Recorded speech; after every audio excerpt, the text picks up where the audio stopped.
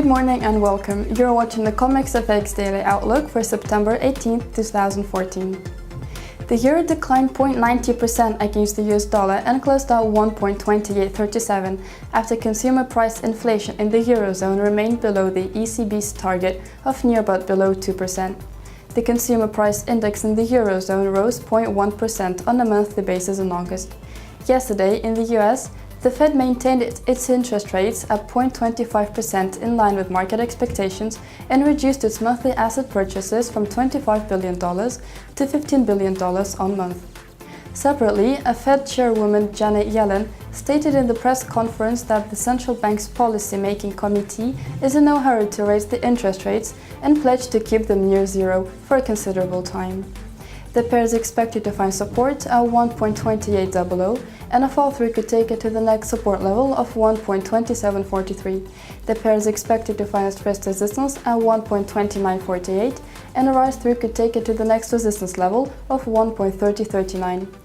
Trading trends in the euro today are expected to be determined by the ECB TLTRO allotment scheduled in a few hours. Meanwhile, investors would also keenly wait for the initial jobless claims data from the US, also scheduled to release ahead in the day. The British pound traded marginally lower against the US dollar and closed at 1.6250, ahead of the outcome of the Scottish independence referendum. The ILO unemployment rate in the UK dropped to a level of 6.2% for the 3 months ended July.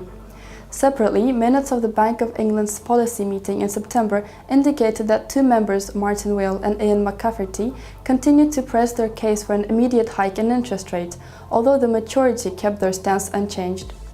The pair is expected to find support at 1.6223 and a fall-through could take it to the next support level of 1.6179. The pair is expected to find first resistance at 1.6335 and a rise-through could take it to the next resistance level of 1.6403. Trading trends in the pound today are expected to be mainly determined by the Scottish independence vote. Meanwhile, investors would also pay attention to the UK retail sales data scheduled in a few hours. The US dollar strengthened 1.32% against the Japanese yen and closed at 108.58. The pair is expected to find support at 107.49 and a fall-through could take it to the next support level of 106.52.